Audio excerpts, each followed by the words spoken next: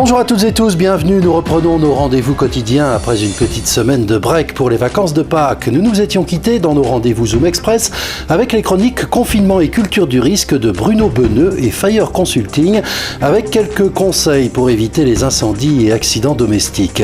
Bruno Beneux est instructeur en sécurité incendie, il a notamment été sapeur-pompier de Paris.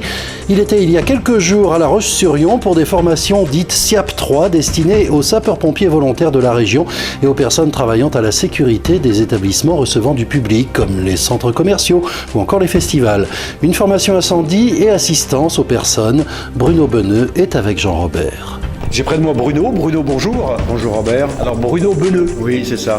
Là, vous êtes à La Roche-sur-Yon, vous êtes en Vendée, en formateur. Vous êtes professeur d'incendie, c'est ça? Oui, instructeur, formateur. Instructeur. Oui. On est un ancien pompier, donc forcément, les pompiers un jour, pompiers toujours. D'accord. Et c'est un régal de transmettre le savoir à des gens qui se lancent également dans la sécurité incendie. Et Dieu sait s'il y a matière à dire et matière à faire. Alors, il paraît qu'on en demande et on en recherche avec les événements, c'est important? Oui, alors c'est vrai que l'événementiel en ce moment c'est un peu en panne, même beaucoup même, mais ce sont des gens qui sont qualifiés pour assurer la sécurité des personnes. Alors formation SIAP, comme indiqué sur le bouquin. Donc ça veut dire quoi SIAP? Déjà on commence par ça. Pour le commun des mortels, ça veut dire quoi? Alors, un SIAP c'est service de sécurité, incendie et d'assistance à personne. Et vous avez 3 niveaux, le niveau 1, le niveau 2 et le niveau 3. Là aujourd'hui, j'encadre un niveau 3, c'est le niveau le plus haut chez les SIAP, ça correspond à un chef de service. Donc il faut absolument voir le 1 et le 2 avant? Oui, alors on peut voir le 3 direct? Ouais, ça dépend des diplômes qu'on peut avoir, etc. On va pas rester dans trop technique, mais la logique c'est bien. Commencer par un SIAP 1, un SIAP 2 et un SIAP 3. Le SIAP 1 c'est vraiment l'exécutant, lui c'est le règlement, point, chef, oui chef. Le SIAP 2, lui c'est le chef d'équipe qui est capable des initiatives? Oui, absolument, oui, et qui transmet également son savoir, qui fait des cours, etc., des maintiens des acquis. Et le SIAP 3, lui c'est le chef de service, alors lui c'est le big boss, et qui est conseiller technique auprès de son employeur. Donc aujourd'hui, vous aviez 3 élèves. Ouais. Ce sont des anciens pompiers, ce sont des novices, ce sont des débutants dans la sécurité? Ouais, non, pas trop novices quand même. Ils ont de très bons réflexes. Il y en a un qui est pompier volontaire, pas très bon, en Vendée. Donc il a déjà un peu le feeling pompier, bien évidemment. Il a quelques astuces, quelques remarques. Il voit vraiment là où ça va, il y a le regard pompier. Et les autres sont déjà dans des SIAP 2, dans des grandes surfaces, des surfaces commerciales, où là il y a déjà pas mal de management à faire et il y a beaucoup d'occupations à faire dans un centre commercial. Alors justement, j'allais venir. Où trouve-t-on les SIAP? Où sont-ils obligatoires? Parce que là, on est dans le domaine de la loi. C'est légiféré tout ça. Alors en fait, il faut savoir que l'établissement recevant du public est classé en catégories, par type et par catégorie. Alors encore, je ne vais pas être trop technique, mais on a 5 catégories, de la 5e, petits établissements, et après on a 4e, 3e, 2e et première catégorie. Et c'est déterminé en fonction de l'effectif. L'exemple précis, nous sommes dans un hôtel, là, et c'est classé comment? Alors là, on est en type O, hôtel, sans tâche, voilà, c'est comme ça, et en fonction de la catégorie, déterminé en fonction de l'effectif. Donc là, je pense qu'on est soit en 5e, soit en 4e catégorie. Donc il n'y a pas d'obligation d'avoir un SIAP en permanence dans l'établissement? Non. On trouve surtout les SIAP sur des grands centres commerciaux, et notamment dans l'événementiel, des festivals. Foire expo, salon, festival et tout. Oui. Où là, c'est une nécessité, dans les types T, les parcs expo, on les trouve, puisque généralement, on trouve un PC sécurité, et là la surveillance des installations dites techniques, notamment les équipements de détection incendie, les sprinklers et tout ça, ce sont des équipements qui doivent être surveillés par des gens qualifiés. Donc les gens qualifiés, ce sont les SIAP.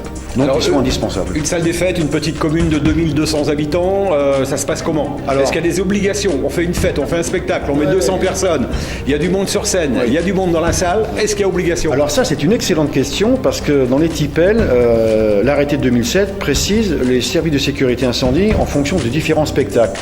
Cependant et toutefois, la sécurité incendie, on doit l'atteindre par des objectifs. Dans un salle polyvalente de première catégorie, on doit avoir, je ne sais plus, j'ai plus ça en tête, mais mettons 4 agents de sécurité. Pour les associations qui font les spectacles, c'est quand même pas rien, c'est un coût. Donc si c'est un spectacle d'une personnalité très connue, Jean-Louis Aubert, admettons, ça attire beaucoup de monde, là on va avoir une équipe de sécurité digne de ce nom avec des SIAP. Vous aimez Jean-Louis Aubert, vous? Bien sûr, évidemment. Oui, évidemment. Et par contre, donc, l'établissement est classé en première catégorie, c'est en fonction des catégories qu'on détermine le nombre de SIAP.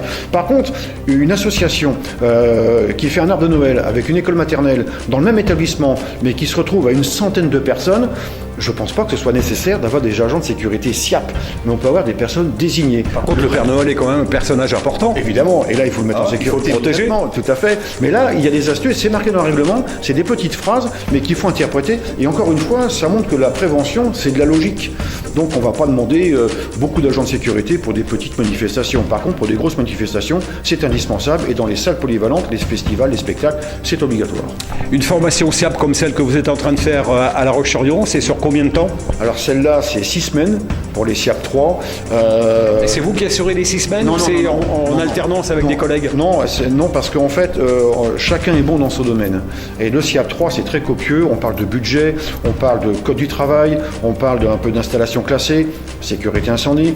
Enfin, il y a beaucoup de thèmes qui sont évoqués. Et je pense que chacun doit être bon dans son domaine de compétences. Moi, l'incendie, je connais. J'étais sapeur-pompier, préventionniste, chef de service prévention, 25 ans de prévention, membre des commissions de sécurité. Je sais de quoi je parle. Par contre, tout ce qui est code du travail, le droit, la justice, je laisse ça à des gens compétents. D'accord. Ça, c'est pas mon truc. Donc, on est plusieurs à faire leur formation de façon à ce qu'eux bénéficient du meilleur. N'ayons pas peur des mots. Exactement. Un SIAP 3, est-ce qu'il a le pouvoir de ne pas faire ouvrir une manifestation s'il y a des choses qui clochent? D'alerter peut-être les autorités? Oui, plutôt ça. C'est pas lui qui fait fermer? Non. De toute façon, il faut savoir qu'une commission de sécurité, avec pompiers, DTT, gendarmes, etc., la commission de sécurité ne ferme jamais un établissement et n'ouvre jamais un établissement. Elle met en alerte. Et voilà, on donne un avis. C'est tout à fait consultatif. D'accord. C'est le maire, par son pouvoir de police, qui lui suit l'avis de la commission ou pas. Généralement, il suit l'avis de la commission. Voilà, surtout en ce moment. Voilà. Bon, moi j'ai appris plein de choses, on a découvert. Alors est-ce que ça, justement, dernière question, Bruno, ça s'adresse à qui peut s'inscrire? À partir de quel âge on peut être parti? Donc on dit SIAP, le métier c'est SIAP? Oui, absolument. D'accord, à partir de quel âge? Quand on veut, 18 ans, on peut faire... À 18 ans on peut faire du SIAP quand on veut, voilà. Après ça devient une profession à part entière? C'est une profession, oui. Alors en plus c'est en train de changer puisque vous avez... il faut faire la distinction, on dit agent de sécurité. Agent de sécurité tout seul, ça veut rien dire. Là, on a des agents de sécurité incendie. Et on a des agents de sécurité, ce sont des agents de sûreté. Et là, il faut une carte CQP. D'accord. Voilà, pour faire cette profession-là. Ce sont deux professions vraiment distinctes. Et là, le public a tendance à mélanger un petit peu. Ouais, alors les uniformes font la différence. Exactement. Mais un pompier n'est pas gendarme et un gendarme n'est pas pompier. Okay. Donc dans la sécurité comme ça, on a la sécurité incendie et on a la sûreté. Et c'est dommage qu'on n'ait pas le distinguo écrit quelque part.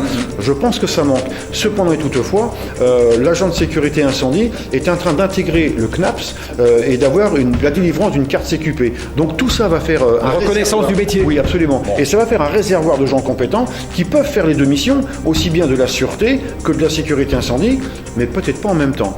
Quoique, parce que c'est un coût, et des fois ça arrange beaucoup de gens. Mais mon avis personnel, qui ne regarde que moi, le pompier est pompier et le gendarme est pompier. Qu'on sache faire les deux, oui, mais en même temps, je me pose des questions. Mais c'est pas moi qui vais décider. Bruno, merci. En tous les cas, on a beaucoup de plaisir à découvrir vos vidéos sécurité sur TV3P avec Fire Consulting. D'ailleurs, on va en parler un petit peu plus tard. À bientôt, Bruno. Merci, Robert. À bientôt.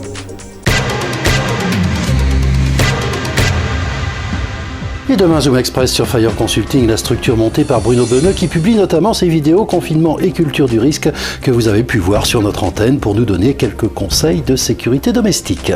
Tout de suite, un mot du temps. Toujours au service de ses clients, le restaurant Le Point du Jour à La Roche-sur-Yon vous propose ses menus à emporter midi et soir.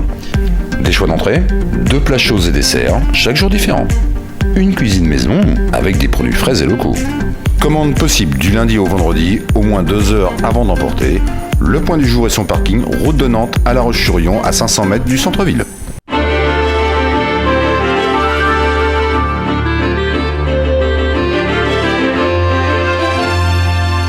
Et toujours un temps printanier, globalement ensoleillé et sec pour cette semaine. Petit bémol quand même avec les températures qui restent toujours un peu fraîches. Nous ne sommes qu'au mois d'avril. 15 degrés, pas plus pour les maximales demain. Il semble qu'on en ait fini par contre avec les gelées. 6 à 8 demain au lever du jour.